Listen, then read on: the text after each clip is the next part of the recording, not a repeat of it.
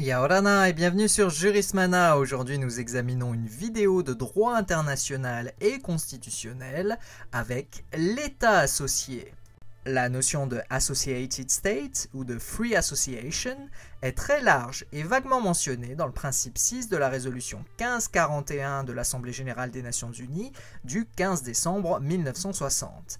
La doctrine n'est d'ailleurs pas uniforme sur le sujet, donc nous allons faire basique aujourd'hui.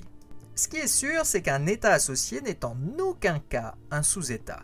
Il s'agit d'un État souverain qui, par une convention internationale, bilatérale donc en l'espèce, décide d'être en relation proche avec un autre État. Cette relation se matérialise parfois par des délégations de compétences, le plus généralement en matière de défense ou de monnaie. Dans l'océan Pacifique, il existe les exemples des îles Marshall, de Palau ou des États fédérés de Micronésie avec les États-Unis d'Amérique par le Compact of Free Association.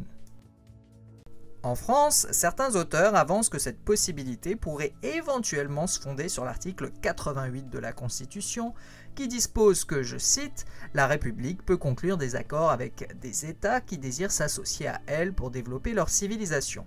Cependant, cet article 88 n'est au final pas vraiment utile car il n'est pas nécessaire pour adopter des conventions internationales.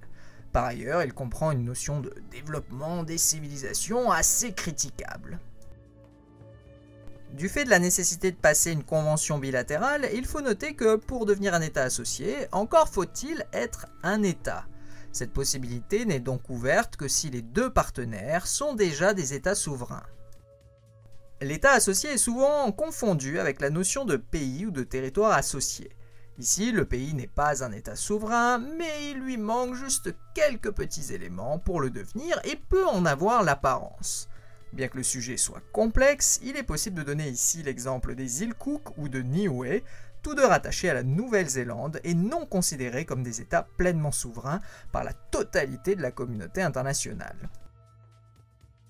Et voilà, nous en avons terminé avec cette très rapide vidéo sur l'État associé.